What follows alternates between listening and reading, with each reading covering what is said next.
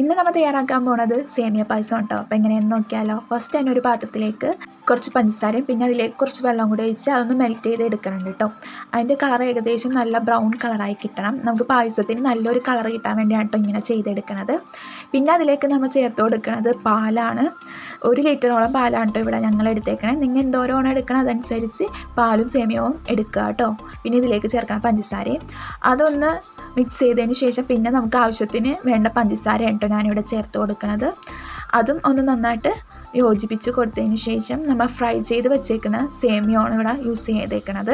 അപ്പോൾ നമുക്ക് അതും കൂടി ഇതിലേക്ക് ഇട്ട് കൊടുക്കാം. അതും കൂടി ഇട്ടതിന് ശേഷം നമ്മൾ കൈയെടുക്കാതെ ഇളക്കിക്കൊണ്ടിരിക്കുക കേട്ടോ. അടിക്കൊന്നും പിടിക്കാതിരിക്കാനാണ് അങ്ങനെ ചെയ്യുന്നത്. സേമിയ നന്നായി വെന്ത് വരുമ്പോഴത്തേക്കും നമുക്ക് അതിലേക്ക് പൊടിച്ച് വെച്ച ഏലക്കയും കൂടി ചേർത്ത് കൊടുക്കുക കേട്ടോ. എന്നിട്ട് എല്ലാം കൂടി നന്നായിട്ട് മിക്സ് ചെയ്ത് കൊടുക്കുക. പിന്നെ നമ്മൾ മറ്റൊരു പാൻ വെച്ചിട്ട് അതിലേക്ക് കുറച്ച് നെയ്യ് ഒഴിച്ചിട്ട് കിസ്മസും മുന്തിരിയും ഒന്ന് ഫ്രൈ ചെയ്തെടുക്കാം കേട്ടോ. ഇവിടെ ഞാൻ എടുത്തേക്കണം കിസ്മസ് മാത്രമാണ് മുന്തിരി ഉണ്ടാകുന്നുണ്ട് കേട്ടോ.